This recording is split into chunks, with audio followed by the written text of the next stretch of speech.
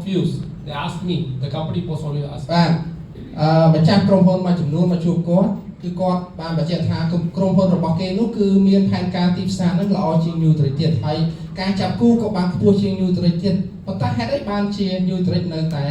ទីផ្សាររីកឡើងខ្លាំងយ៉ាងនេះ And I tell them only one thing.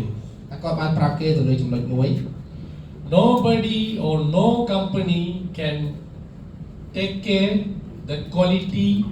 also the continued improvement of the product better than Nutrich.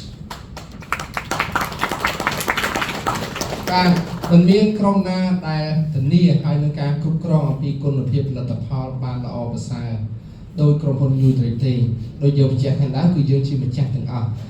ចំណុចពិសេសនៃខ្ញុំសូមបន្ថែមទៀតចំណុចពិសេសនៅក្នុង product របស់យើងគឺដោយគាត់បញ្ជាក់សពដងគឺយើងធ្វើការអភិវឌ្ឍជាប្រចាំមិនយកមានន័យថាក្លិនតាំងពី3ឆ្នាំមកទេគឺយើងធ្វើការអភិវឌ្ឍជាប្រចាំនៅក្នុងចំណុចពិសេសរបស់ New Trade របស់យើង All of you know our manufacturing plant in Malaysia, but we not sell this product in Malaysia because SQ is here. We always see Cambodia is the mother company,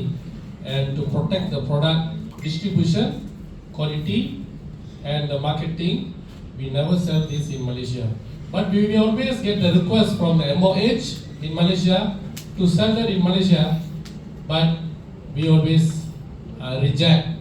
And we said that we cannot sell. So the MOH in Malaysia really know about our product for past 3 years. បាទអញ្ចឹងយើងទាំងអស់គ្នាដឹងទាំងអស់គ្នាថាផលិតផលរបស់ក្រុមហ៊ុន New Trade របស់យើងនេះមិនបានដាក់លក់ឬក៏ធ្វើទីផ្សារនៅប្រទេសម៉ាឡេស៊ីទេហើយទន្ទឹមទៅនឹងការធ្វើ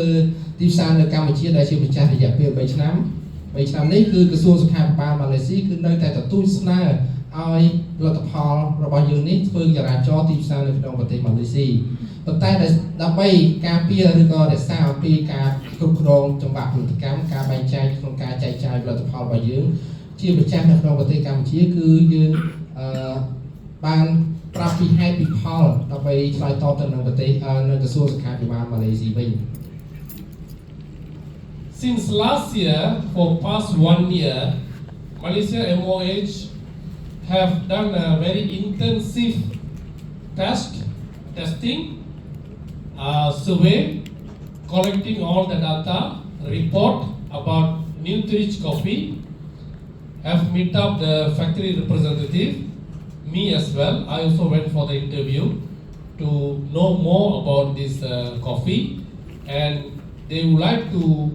have one unique offer to the coffee, which is normally they don't do to anyone in Malaysia. បាទអញ្ចឹងគាត់ចង់បញ្ជាក់អំពីការពីឆ្នាំមុននៅពេលដែលក្រុមហ៊ុន New Trade យើងបានអាយុកាលជាង1ឆ្នាំគឺក្រសួងសុខាភិបាលម៉ាឡេស៊ីគេបានចុះទៅធ្វើសវនកម្មនៅក្នុងរោងចក្ររបស់ម៉ាឡេស៊ីហើយគឺធ្វើសវនកម្មបែបច្បាស់លាស់កិច្ចកម្មគឺតឹងរ៉ឹងដើម្បីធានានៅប្រសិនជាមើលទៅឃើញថាចំណុចដែលមិនល្អឬក៏ចំណុចដែលគេអាចចាប់បាននៅចំណុចណាមួយគឺគេនឹងដាក់សម្ពាធឬក៏ដាក់គោលការណ៍មួយចំនួនដើម្បីឲ្យយើងមិនអាចចរាចរផលិតផលមកចូលកម្ពុជាបានទេប៉ុន្តែយើងបានជាប់នៅអ្វីបើទោះបីជាការរត់តាំងរបស់គេយើងបានរោងចក្ររបស់យើងគឺបាន apply ជាប់នៅអ្វីដែលជាគោលការណ៍ដ៏តឹងរ៉ឹងរបស់គេហើយ3ឆ្នាំនេះយើងបានយើងដឹងទាំងអស់គ្នាគឺយើងបានរីកចម្រើនខ្លាំង